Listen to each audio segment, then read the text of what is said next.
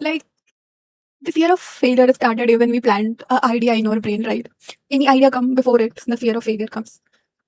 Like if you discuss first thing, like what does failure means to us? Like, for everybody failure is different. Like for somebody, it's not getting a job you wanted. For somebody, it's choosing the wrong career. For somebody, like feeling behind in comparing them. You know, for somebody, disappointing your family. For somebody, it's losing time, watching everyone else succeed. So asking ourselves, like, what we are actually afraid of, and then we can work on things like where does it come from. The next step is we have to do is where does it come from. So we can see our like history, childhood expectations, society's definition of success, social media comparison, the pressure to achieve something quickly, the fear of being judged, right? These are all the like sources or uh, points from where we get our fear of failure. So sometimes the fear of failure doesn't belong to us.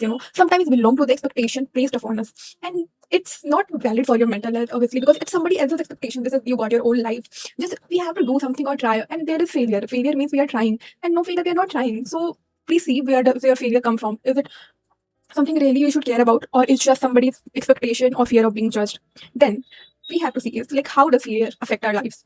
Of course, I can like if you fear something, like we procrastinate thing, like we don't want to face the thing ourselves, overthink ourselves, self-doubt, perfectionism, giving up before you even start trying. And this is so common, like we kill so many ideas just because of fear of failure, and the constant comparison with others. And this is can be brutal because you are comparing where your day zero with somebody's day 100 maybe, and being demotivated or doubting yourself, feeling bad about yourself.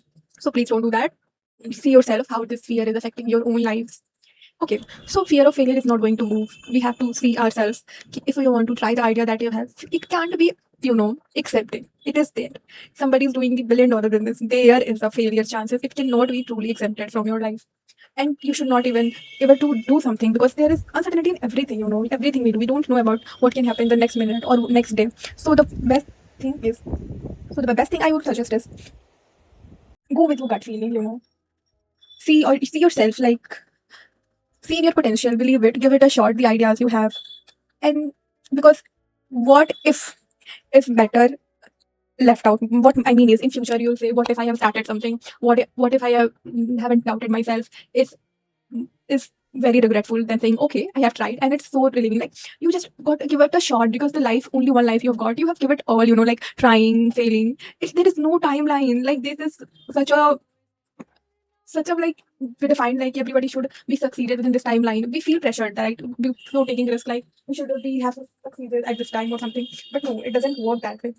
Everybody have their different timeline, and failure cannot be totally exempted. It is there.